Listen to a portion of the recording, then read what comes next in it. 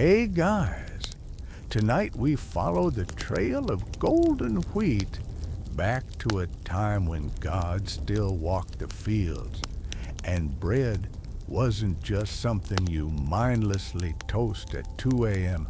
Picture this. You're standing in a sun-baked meadow, the kind of heat that makes even cicadas reconsider their life choices. The air smells like dirt and possibility. And then, crunch.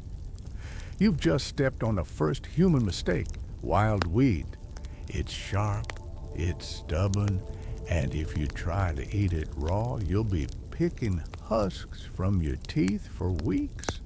The oven's fading warmth wraps around you like a well-worn blanket as the final loaf cools. That satisfying crackle of the crust settling is the only sound in the kitchen now. Each tiny pop a reminder that good things take time. Outside your window, the stars blink over quiet rooftops where other bakers, other dreamers, might also be listening to their dough's final whispers. Demeter's presence lingers just at the edge of your flour-dusted counter, her approval as soft as the morning light that will soon gild this bread. You've carried her gift across millennia tonight, from wild emmer to supermarket aisles, and the thread remains unbroken. The oven light clicks off with a contented sigh. Your eyelids grow heavy. However, this bread tastes at dawn. Whether it's your best work or just another lesson, know this: every imperfect loaf is still a miracle. Every crumb connects you to every hungry, hopeful human who ever cupped their hands around warm dough and called it enough. Now rest, baker of ages. The wheat will wait. The factory floor vibrates with the chug of steam-powered rollers, a sound that makes Demeter wince like someone stepping on a kitten. It's 1890, and your hands, once skilled at shaping individual loaves, now hover uselessly over an assembly line of identical white bricks. The automatic bread slicer clatters away, producing slices so uniform they could be architectural tiles. Here's the mainstream tragedy. Industrial bread sacrificed flavor for shelf life. The quirky rebellion. Victorian cookbooks suddenly overflowed with how to make factory bread edible recipes involving shocking amounts of butter. You watch as a factory girl secretly pockets a handful of bran the very ingredient this mill spent fortunes removing. Demeter nudges you toward the experimental kitchen, where scientists in starch-stained lab coats debate the perfect crumb structure. Historians still argue whether Wonder Bread's 1930s 12 Ways to Build Strong Bodies campaign was nutritional science or just capitalism with better slogans. As you sneak a handful of heritage wheat into the mixer, the foreman shouts, not in anger, but because he's just been informed his job title is now Dough Flow Optimization Specialist. The whistle blows. The machines stop. And for the first time in hours, you hear bird song over the factory's roof.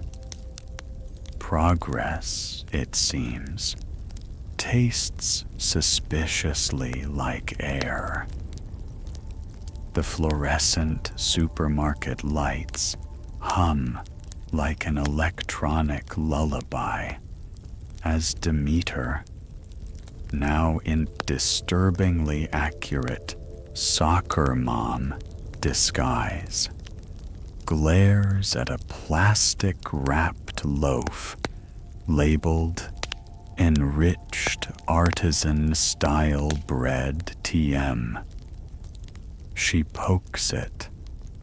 It doesn't poke back. This, she declares, is why gods retire. You're witnessing bread's final boss battle, the modern industrial complex. The mainstream horror is the ingredient list. That dough conditioner may or may not be cousin to yoga mat foam. The quirky resistance, a handwritten sign in the organic section, promises slow fermented like your great-grandma made, conveniently ignoring that great-grandma's bread occasionally contained pebbles.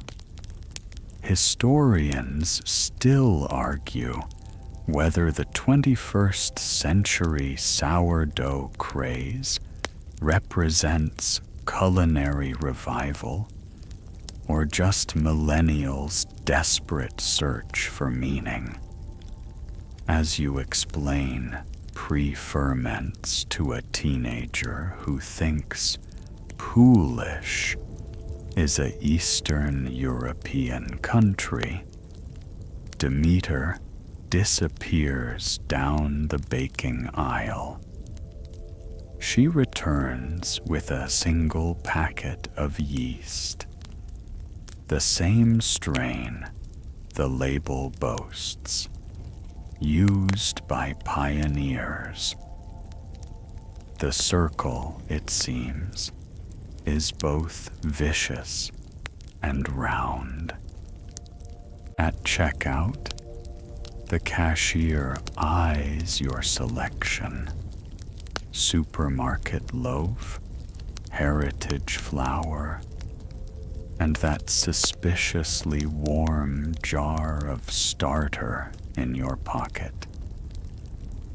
Baking party? She asks. You nod. Some rebellions start small and rise slow. Moonlight pools on your kitchen counter as the sourdough bulges under its cloth, alive, breathing, a tiny universe expanding in your hands. Demeter leans against your fridge, her divine glow softened to something almost mortal. No disguises tonight, just flower on her sleeve and something suspiciously like pride in her eyes. You've come full circle, from crushing wild grains with rocks to crushing grains slightly more efficiently. The mainstream narrative says bread-shaped civilization. The quieter truth, every need, every failed loaf, every stubborn starter was a whispered conversation between human hands and something older than recipes. Historians will keep arguing about oven temperatures and grain tariffs. But right now, in this kitchen, history smells like caramelizing crust and feels like dough sticking to your fingers.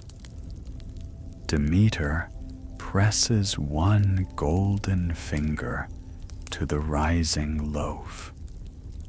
It sighs and swells like it remembers her. Outside, a night breeze carries the scent of wheat fields you've never planted, from times you only visited in dreams. The starter bubbles contentedly. Somewhere, a Neolithic baker's ghost nods in approval. Here's the mainstream fact. Medieval monasteries were the Google campuses of bread innovation. The quirky twist? Their recipe books read like mad science. Take barley, acorns, and the patience of Job. You watch as Brother Bernard adds ground oyster shells to his dough for fortification. Demeter, now the spitting image of a flour-dusted abbess, whispers that this will later be known as the world's worst-tasked calcium supplement. The mappa, that's medieval bread cloth for you history newbies, hangs heavy with dough that smells suspiciously like the abbey's ale. Historians still argue whether brewer's yeast was a happy accident or just monks recycling their mistakes. As you shape loaves marked with crosses, not for piety, but to help illiterate peasants identify their ration, Demeter reveals the dark truth.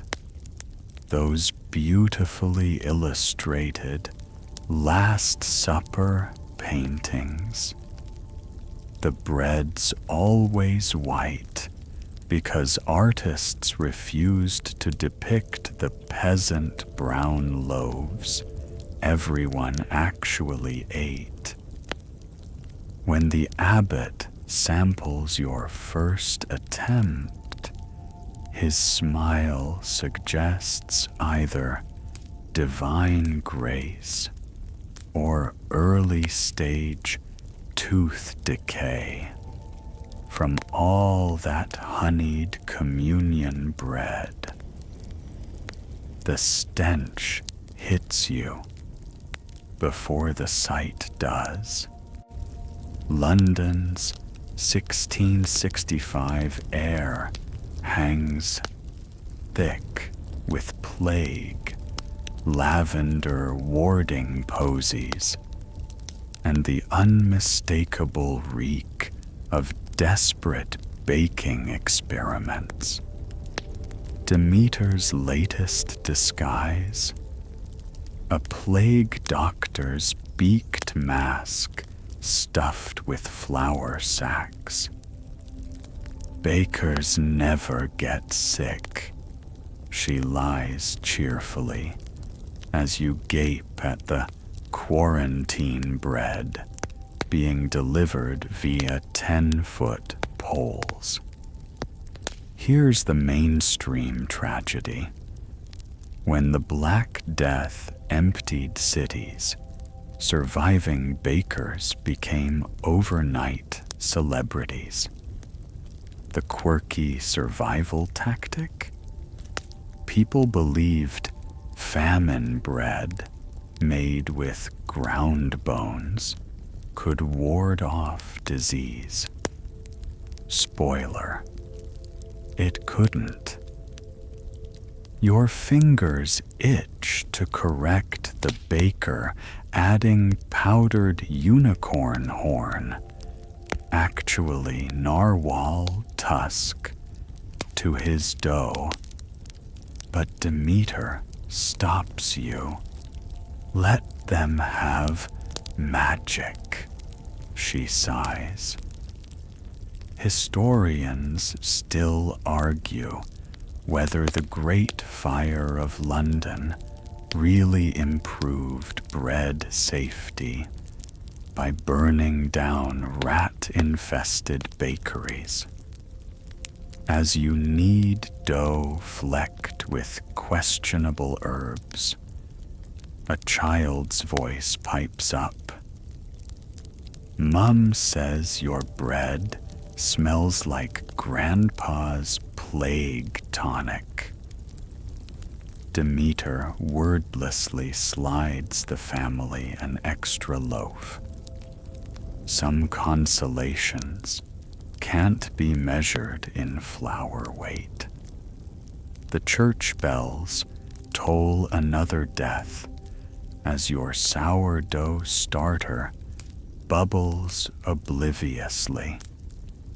Life, it seems, rises even in apocalypses.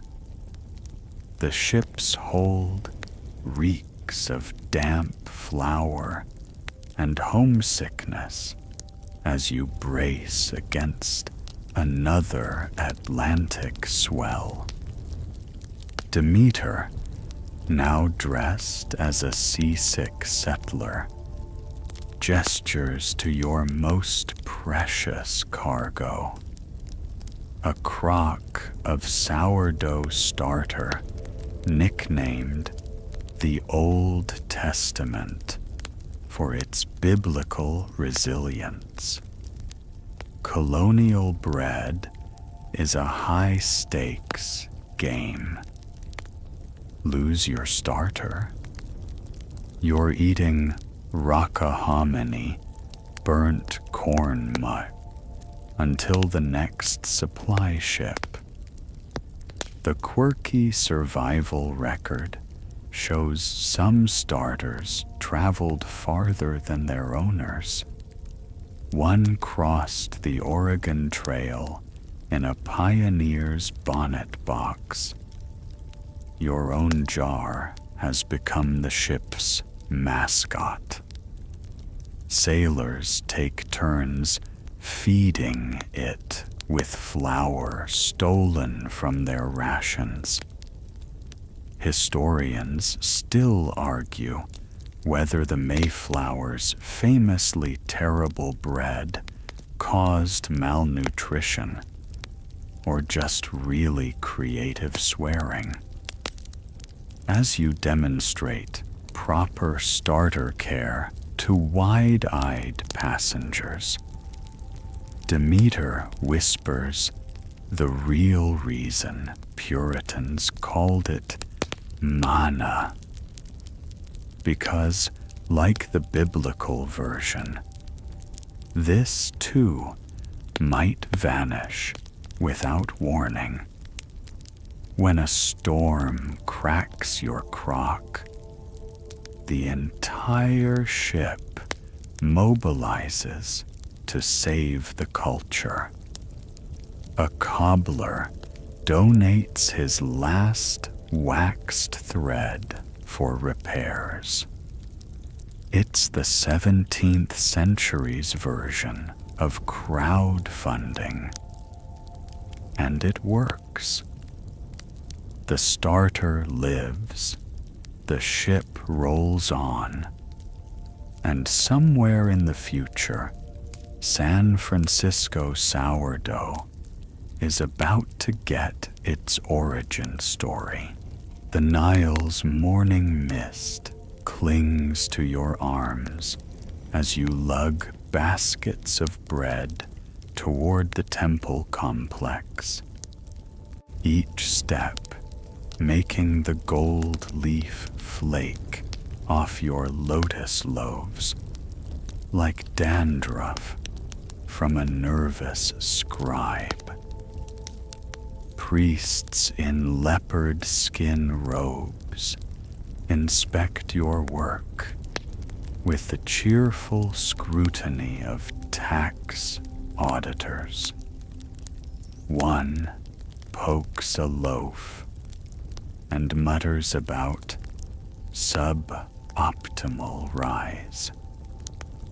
Demeter, now disguised as a temple baker, winks as she slides a perfectly formed loaf into your basket when no one's looking.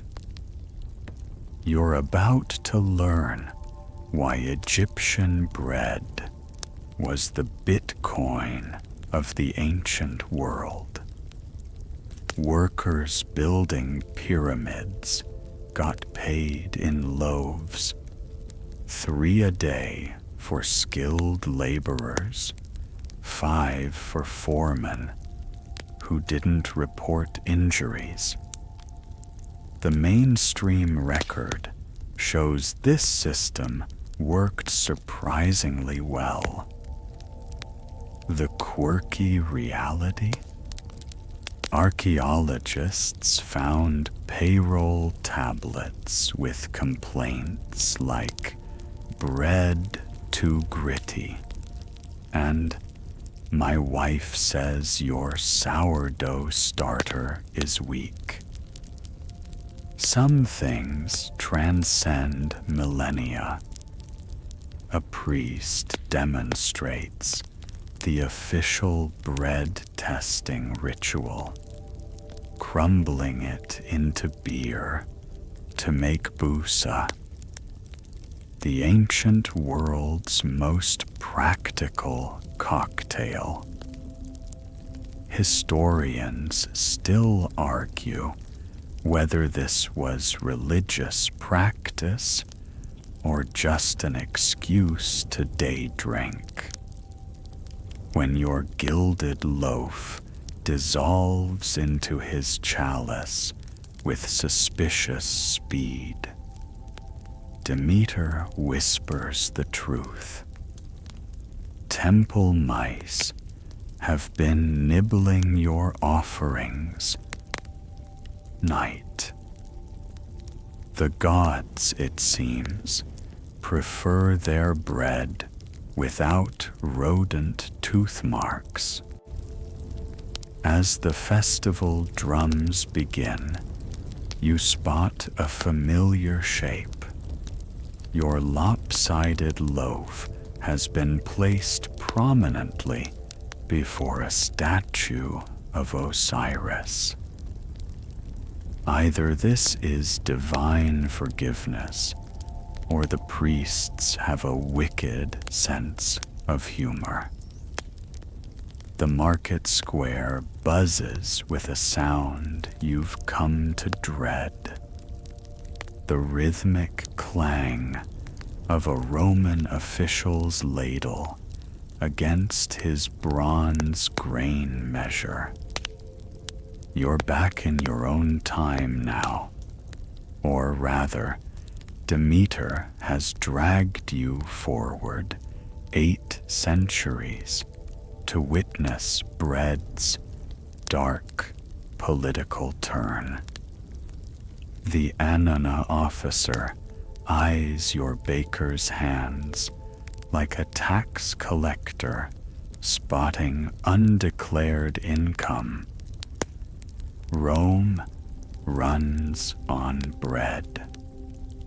Specifically, free bread for citizens.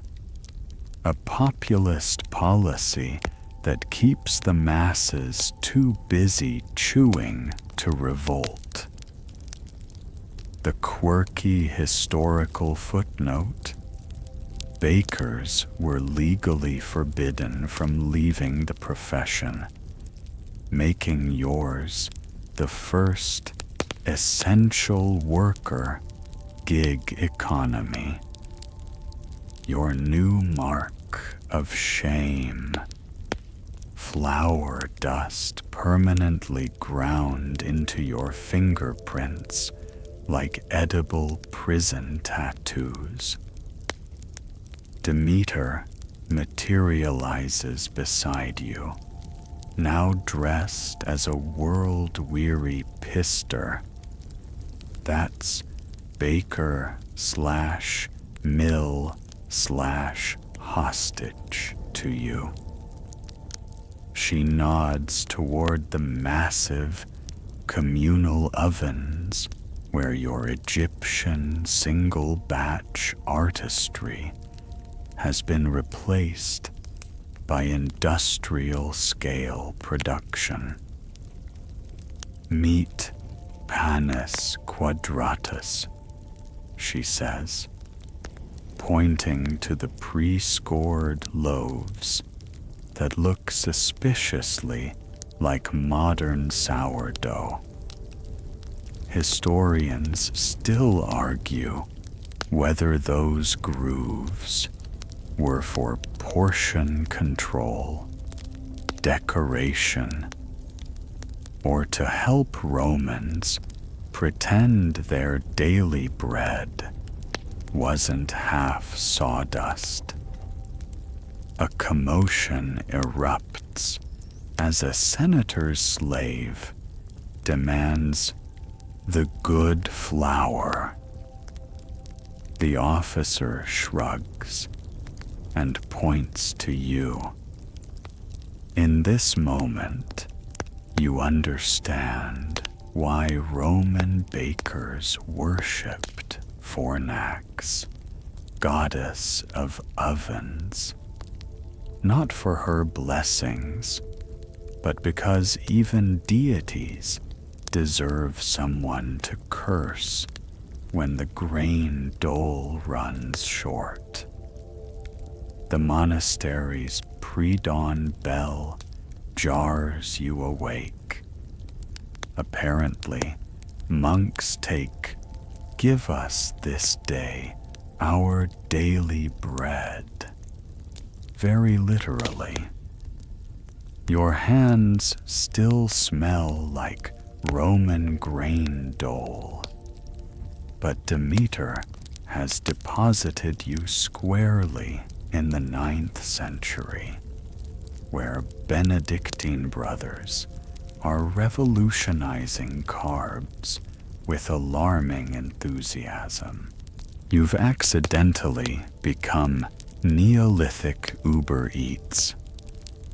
Every loaf that emerges from your temperamental oven sparks a new demand. Make it rounder. Add honey.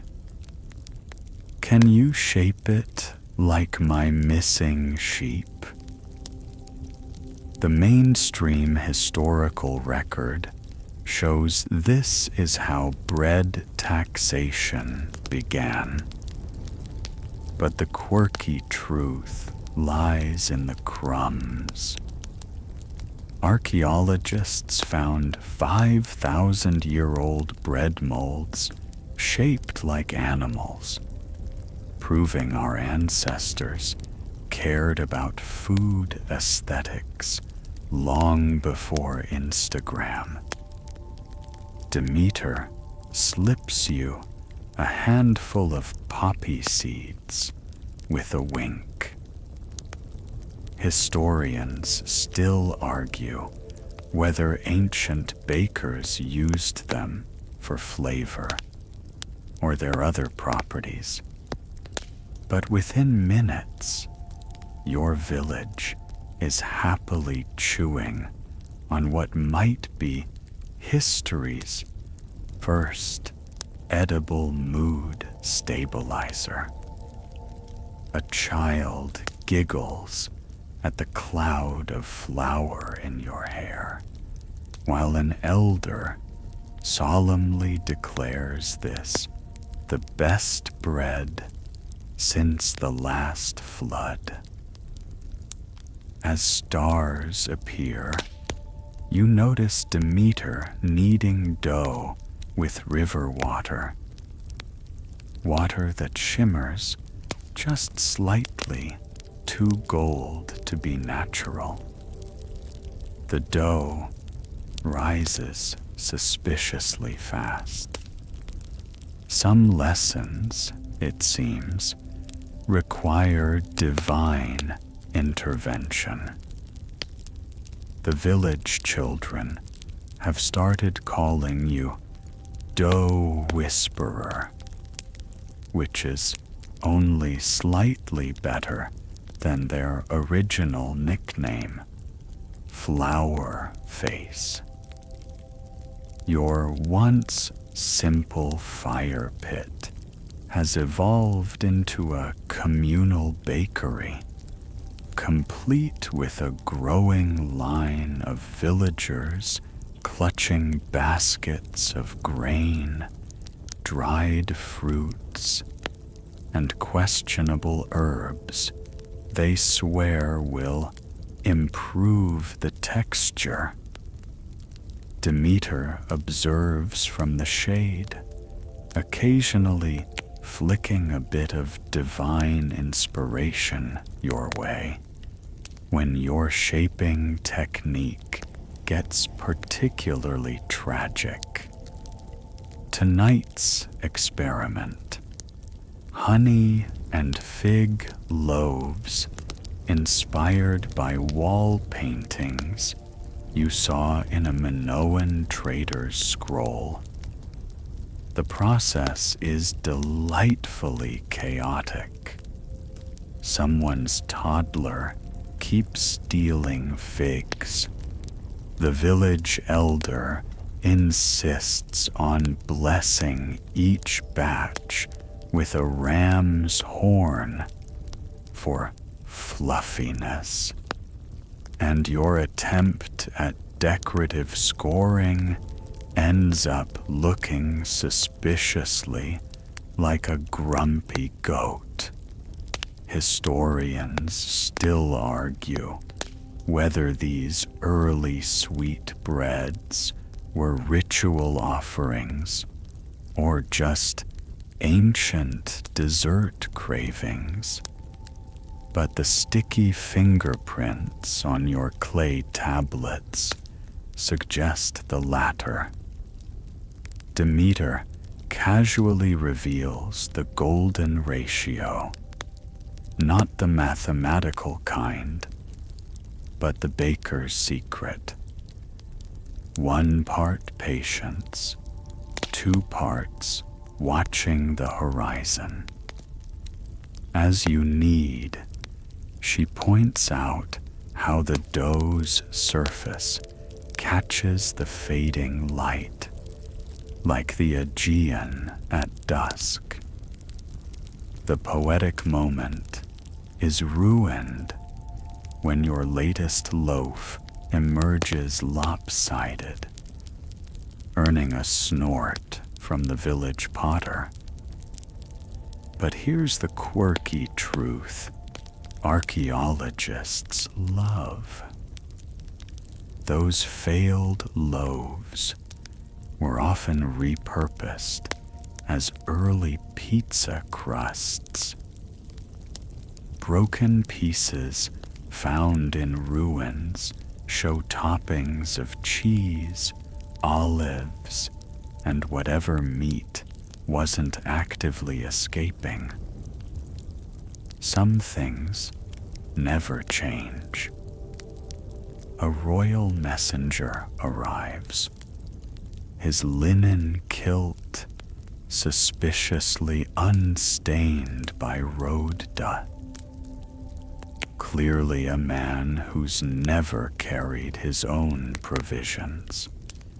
He unrolls a papyrus scroll with a flourish, announcing that Pharaoh requires bread worthy of the gods for tomorrow's festival. The villagers collectively turn to stare at your flour-caked tunic. Congratulations, you've just been voluntold into catering for the divine. Demeter's eyes spark with something between amusement and pity as you panic reread the specifications. 30 loaves, leavened with Nile yeast, shaped like lotus flowers, gold leaf dust optional, but strongly encouraged. The quirky historical detail: Egyptian bakers actually did gild bread for temples. Archaeologists found flakes of gold leaf still clinging to 3,000-year-old loaves in Amenhotep III's kitchens. Your village elder helpfully suggests substituting turmeric, which earns him a glare from the messenger. As moonlight filters through the date palms, you become intimately acquainted with the Egyptian baking trifecta: emmer wheat, fig starter, and sheer terror. Demeter demonstrates how to coil dough into perfect floral spirals, a technique that somehow transforms into abstract blobs in your hands. Historians still argue whether those lotus-shaped loaves in tomb paintings were artistic license or proof that bakers lied on their resumes even then. The messenger samples your final product. His pause lasts just long enough to confirm these might be the most expensive apology loaves in history. The fire crackles as you stare into the clay oven you just built. Or more accurately, the lopsided mud cave that may or may not collapse the moment you slide your first loaf inside. Demeter watches with the quiet resignation of a goddess who's seen civilizations rise and fall, yet somehow still has to supervise your pottery fail. You're attempting the world's most high-stakes baking experiment. Tanner bread, the ancient Mesopotamian precursor to your toaster waffles. The oven walls radiate heat like a dragon's yawn. And here's the quirky bit. Those blackened bits clinging to the interior. They're not just carbon. Archaeologists found 4,000-year-old tanner remnants with fingerprints preserved in the clay, meaning some poor Bronze Age baker left their mark, literally and eternally. Tonight, your own shaky hands press into the soft clay, adding to humanity's long tradition of kitchen disasters. Demeter demonstrates the proper technique. Slap the dough against the scorching interior wall with a wet cloth. Your attempt sends the dough sliding into the coals with a tragic plop. The scent of charred gluten fills the air. Historians still argue whether the first bakers worshipped oven gods or just cursed violently at inanimate objects. A successful loaf emerges, golden, puffed, slightly lopsided. You tear off a piece. It's dense. It's smoky. It's perfect. For the first time in human history, someone complains about carbs while eating them. The scent of warm bread lures villagers to your fire like moths to a flame. Except these moths have strong opinions about crust thickness. A weathered farmer squints at your loaf and mutters something that translates to, "My grandmother's dough rose higher during the great drought."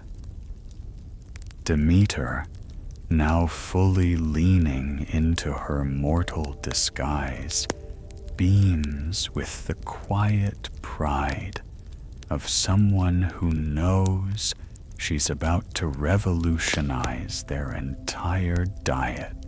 Your blistered hands clutch a flat stone as you attempt the ancient art of grinding without amputations.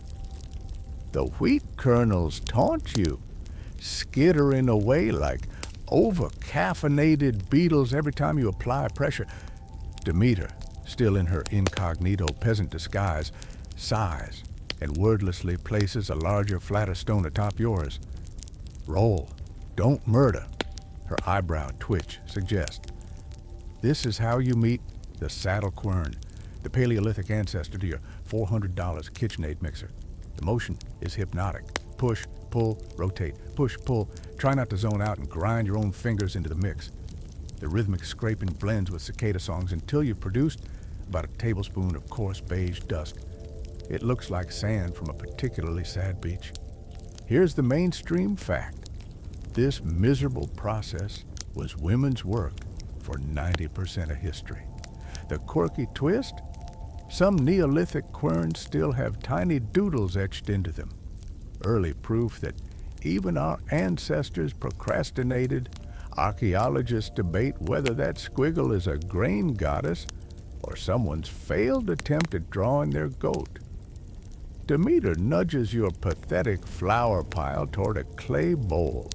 You add water and immediately create the world's most depressing paper mache. Wait, she mouths, producing a leather pouch of suspiciously modern-looking yeast. Historians still argue whether ancient leavening came from beer residue, rotten fruit, or divine intervention. Tonight's answer, all three, with a side of don't question the magic. The mixture bubbles slightly. It's alive.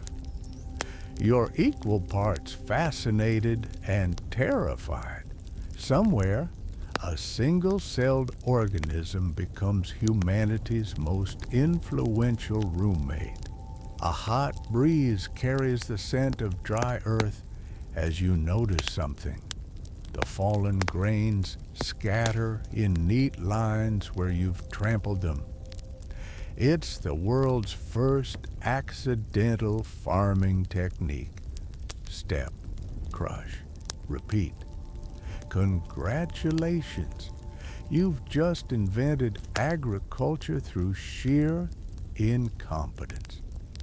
The Neolithic Revolution smells like your sweaty sandals and poor life choices. You attempt to chew a kernel raw. Bad idea. It's like gnawing on a piece of gravel that's judging you. Historians still argue whether our ancestors' teeth were just built different, or if they secretly enjoyed dental attrition as a hobby. Either way, you're now spitting out fibrous bits while Demeter, disguised as a weary peasant woman, watches from the shade of an olive tree. Her expression says, I gave you opposable thumbs for this. The stalks tower over you like impatient sentinels as you run your fingers along the brittle husks of wild wheat. Each one seems to whisper, figure me out, in that smug way only plants can manage. You give an experimental tug and immediately regret it. The edges slice into your palm like nature's paper cuts. Somewhere, Demeter facepalms. This is Emma wheat, the OG grain that predates even your great-great-great, repeat for 300 generations, grandmother's sourdough starter. The kernels are tiny, armored like miniature tortoises, and require a level of processing that would make a medieval peasant weep. But here's the quirky bit. Those frustrating husks, they're why this grain survived droughts, floods, and millennia of clumsy human hands. Modern wheat rolls over at the first sign of inconvenience. But Emma asterisk laughs asterisk in the face of your soft, modern existence. But Demeter, goddess of the harvest, isn't just mourning her daughter Persephone today. She's also side-eyeing your pathetic attempts at foraging. Historians still argue whether her tears made crops grow or just salted the earth, but one thing's clear. Grief sparked the first harvest. You're just here to survive. And let's be honest, without divine intervention, you'd probably be gnawing on bark right now. So before you get comfortable, take a moment to like the video and subscribe. But only if you genuinely enjoy what I do here. Drop a comment with where you're listening from and what ungodly hour it is. Now, dim the lights, maybe turn on a fan for that soft background hum, and let's ease into tonight's journey together.